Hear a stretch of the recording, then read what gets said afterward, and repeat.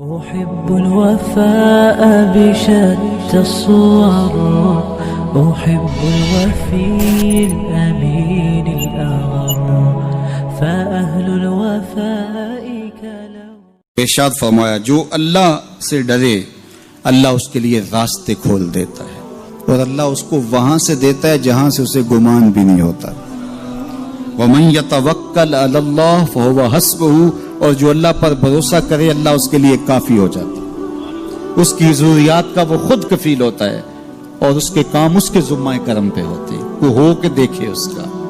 تو جو اللہ سے ڈرے اللہ اس کے لیے راستے بناتا ہے.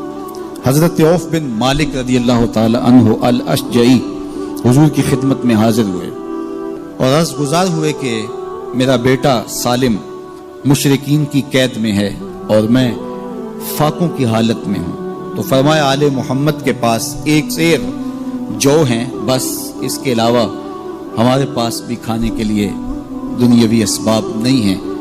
کہا صبر کرو اور اللہ سے ڈرو، اور لا حول ولا قوت الا باللہ کثرت کے ساتھ پڑھو.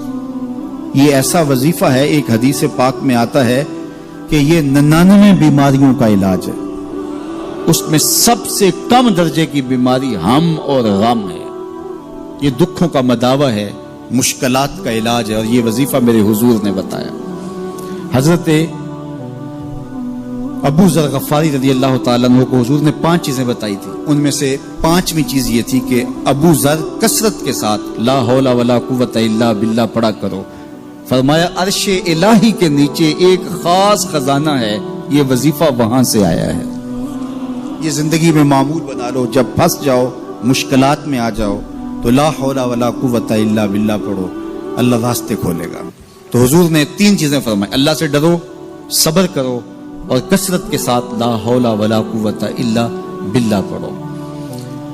وہ فرماتے ہیں کہ میں یہ عمل شروع کیا، ابھی گھر میں بیٹھا ہی تھا کہ دروازے پہ دستک ہوئی تو میں اٹھا کہ دروازہ کھولوں دیکھوں کہ کون ہے.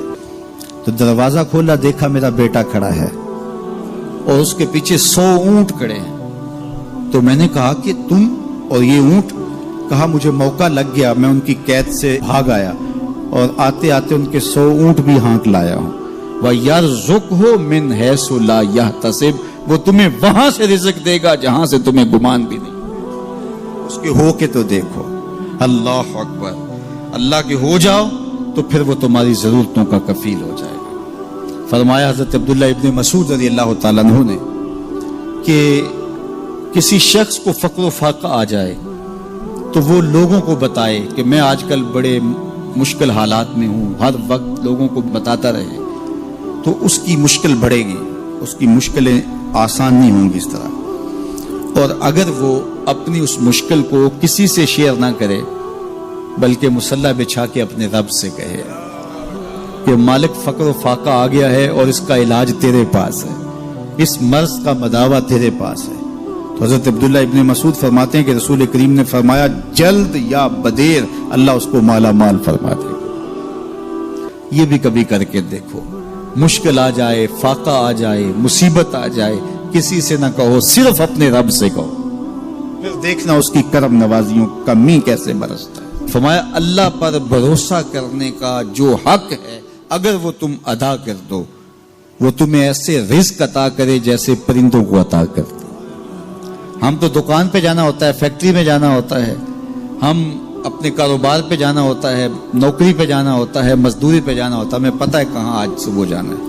لیکن پرندوں کو کوئی پتہ نہیں ہوتا کہاں جانا ہے. راس المال بھی نہیں ہوتا لیکن صبح نکلتے ہیں، شام کو کبھی بھی خالی پیٹ نہیں آئے.